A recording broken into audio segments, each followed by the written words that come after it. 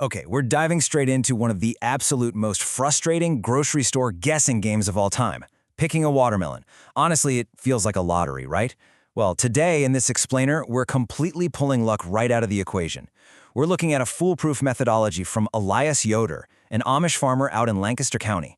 He's sharing some incredible generational knowledge, a literal 90-second Amish watermelon test. Let's get into it.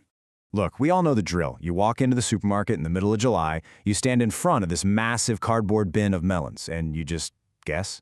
Maybe you tap on it, trying to remember what your grandpa used to listen for. You grab the heaviest one, lug the whole thing home, slice it open on a Saturday afternoon, and yep, pale pink, watery, mealy disappointment. Literally zero flavor. And hey, that disappointment actually stings your wallet too. Think about it. You're dropping $6 to $8 on a single piece of fruit, and half of it ends up going straight to the compost pile, or, tossed to the chickens if you have them, just because nobody in the house actually wants to eat it. It's a complete waste. But here's the thing. Elias Yoder points out that picking a bad melon, it isn't bad luck. It's just bad technique. So to fix this, we've got to stop relying on blind luck. We need to start reading what Elias calls nature's fingerprints. He breaks this whole process down into 7 distinct, super easy tests. We're going to kick things off with the visual cues. These are the secrets you can spot just by looking closely at the rind, way before you ever even pick the thing up. All right, first up, this is absolutely crucial. The single most important test, the field spot. This is the exact spot where the melon rested on the soil while it grew. If that patch is a deep, creamy, buttery yellow, bingo. That means it sat on the sun-warmed earth for weeks, ripening properly on the vine. But if that spot is white or pale, walk away. It was picked way too early, and the sun just didn't finish its job. And if it's green, don't even look at it. Buttery yellow is your gold standard here. Let's move on to the next visual cue, building up this perfect melon profile. Take a close look at the top, right where the melon was cut from the vine. You're hunting for the tendril. Now, a tendril is just the small, curly piece of vine right next to the main stem. And guys, this little curlicue is essentially nature's built-in egg timer. It tells you exactly when the plant itself decided the fruit was perfectly done. So when you're inspecting that tendril, you want it to look completely brown and shriveled up, dry as a bone. That means the vine naturally pulled back its sap and just let the melon go. It was harvested exactly when it was ready. But if you see a stem or tendril that's soft and green, nope. That means the farmer made the decision to cut it before the plant was actually done feeding it. Remember, brown and dry every single time. Okay, next up, the overall shape. A truly good watermelon is going to be incredibly even and symmetrical. We're talking smooth curves, beautifully round, or evenly tapered. Why does this matter? Well, because the physical shape of a melon is literally a historical record of how well its flower was pollinated. A lopsided, lumpy melon, that means patchy pollination. And patchy pollination means the sugars are going to be all out of whack inside. Sweet on one side, super mealy and bland on the other. This whole idea is summed up perfectly by this quiet truth from Elias straight from the fields. He says, "The bees decide which melons are sweet." I absolutely love that. The shape of the melon is basically the fruit telling you what the bees thought of it.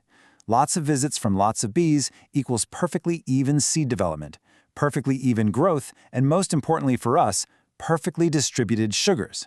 Which brings us right to the ultimate physical proof of all that hard work from the bees, the webbing.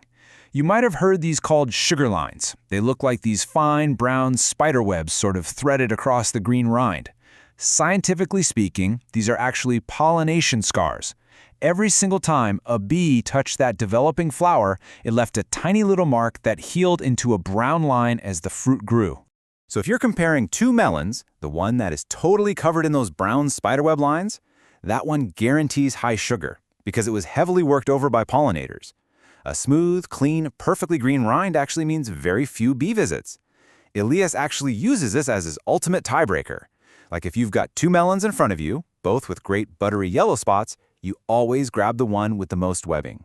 More webbing literally equals more sugar. Simple as that.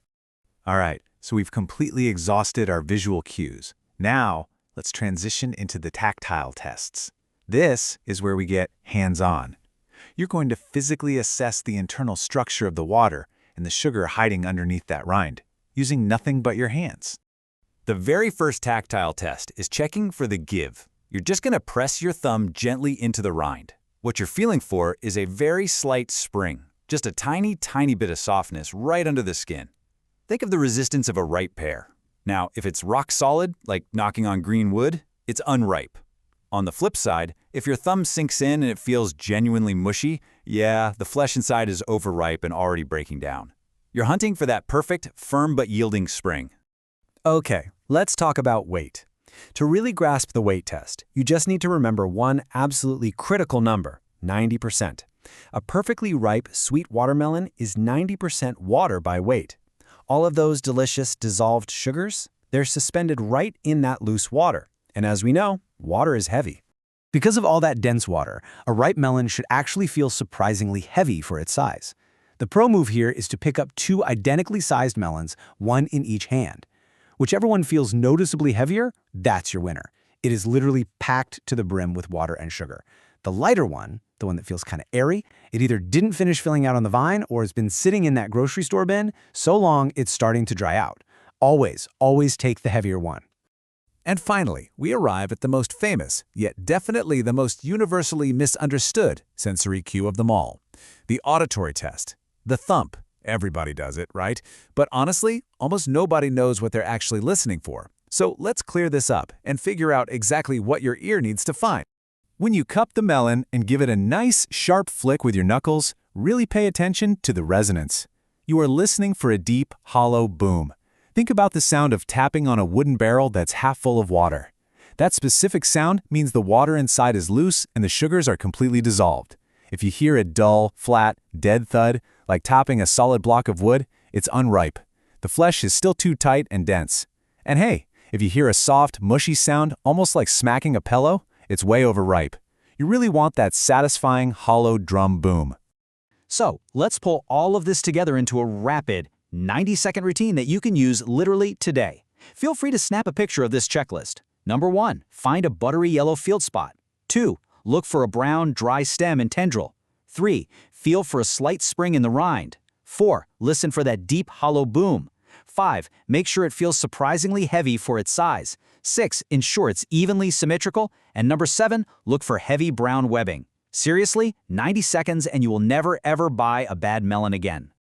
Now, you might be sitting there wondering, why on earth did this incredible generational knowledge fade away in the first place? Well, Elias points out a pretty harsh reality of modern agriculture. He says, the store does not benefit from a careful shopper. Think about it. Supermarkets have zero financial incentive to teach you how to pick the best melon. Why? Because they would much rather sell you the lopsided, pale, totally unripe one for the exact same $6. They are completely relying on us just picking at random. But the secret is out, and you don't have to rely on luck anymore. As Elias so beautifully puts it, the bees, the sun, the earth, and the vine, they leave their fingerprints on every single melon. They essentially write a love letter right there on the rind. And now, you know exactly how to read it. I really challenge you to take this checklist to the store this weekend. Read those fingerprints. So, which of these 7 forgotten tests surprised you the most? Think about that for a second. Until next time, happy hunting in the produce aisle.